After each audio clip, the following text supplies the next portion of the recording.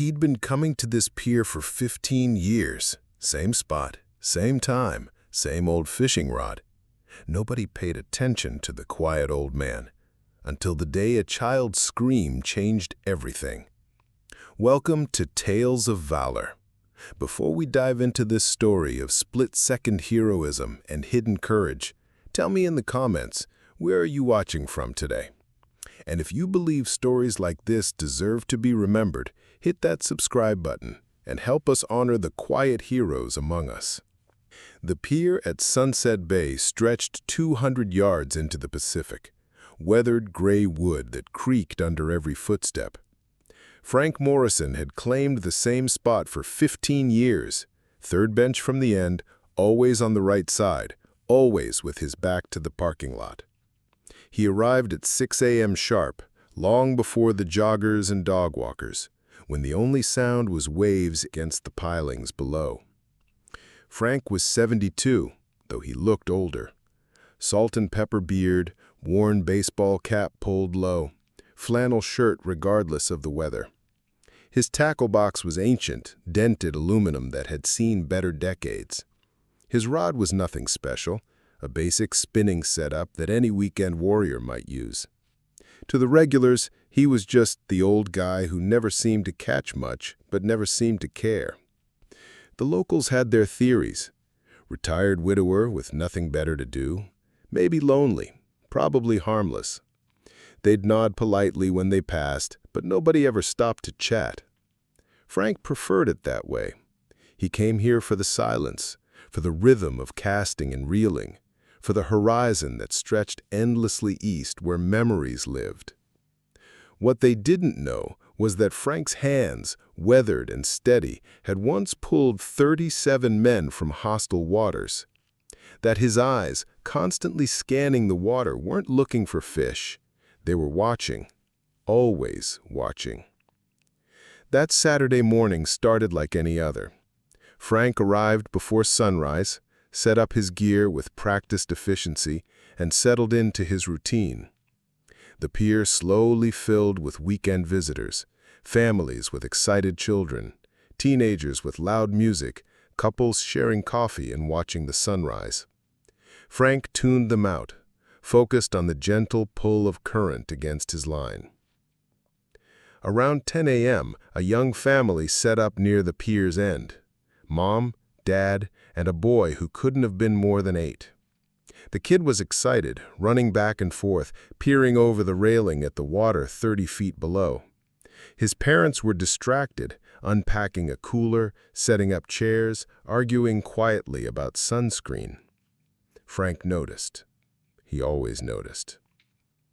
The boy, Tommy, his mother called him, was wearing a bright red life jacket, but it hung loose, unbuckled. He leaned farther over the railing with each passing minute, trying to spot fish in the green water below. His parents were 15 feet away, backs turned, dealing with their own concerns. Frank reeled in his line slowly, eyes never leaving the family. Something in his gut, honed by decades of reading danger signs, told him to pay attention.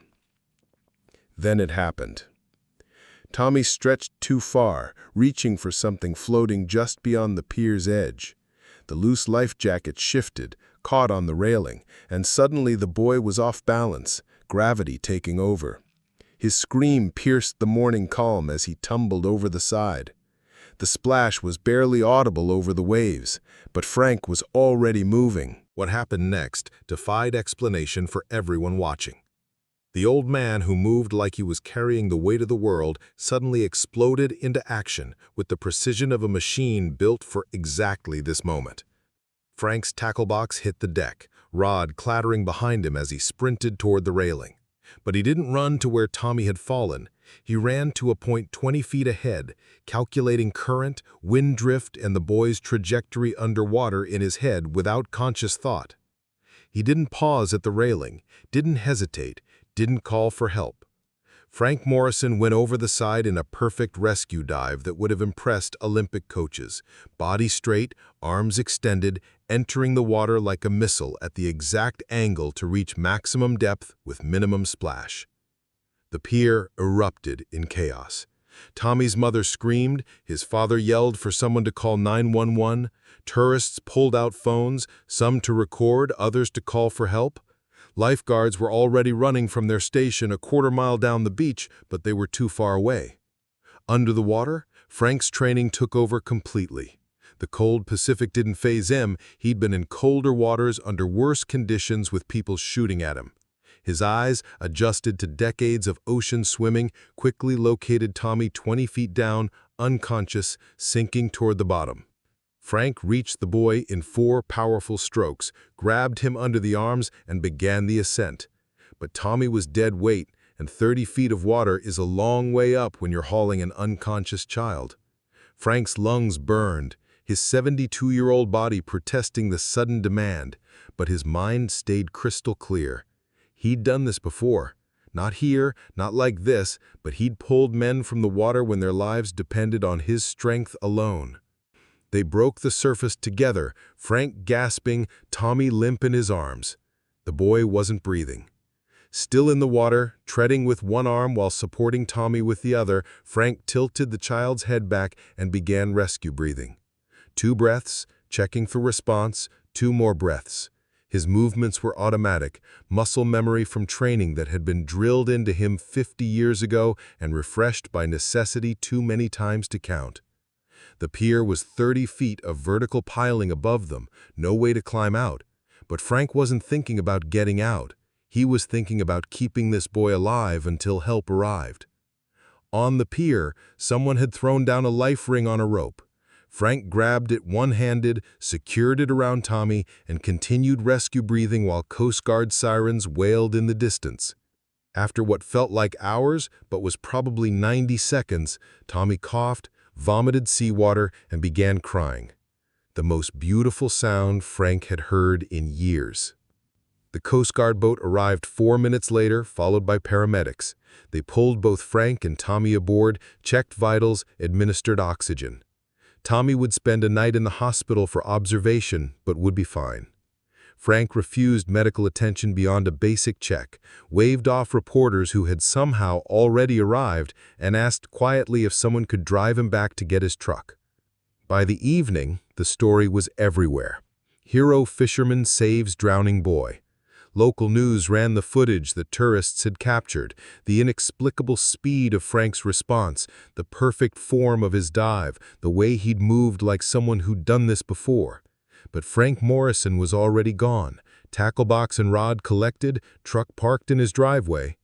He sat on his front porch that night, coffee growing cold in his hands, thinking about Vietnam. About the Firebase Charlie incident in 1971 when his squad had been overrun and he had carried wounded Marines to an extraction point under enemy fire. About the 37 men whose lives he had saved in 2 tours, whose names were written in a notebook he kept in his bedside drawer but never talked about. The reporters would come tomorrow, wanting interviews, wanting to know how a 72-year-old fisherman had moved like that, had known exactly what to do. They'd want to know about his background, his training, his story. Frank Morrison would tell them he'd been lucky to be in the right place at the right time, that anyone would have done the same thing, that he was just glad the boy was safe.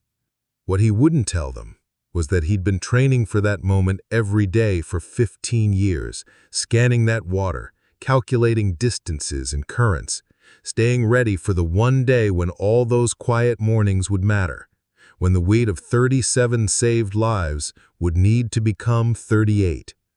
Some heroes wear uniforms, some carry weapons, some get medals and parades, and some just sit on a pier with an old fishing rod, watching over the water, ready to move when the moment demands everything they've ever learned about saving lives.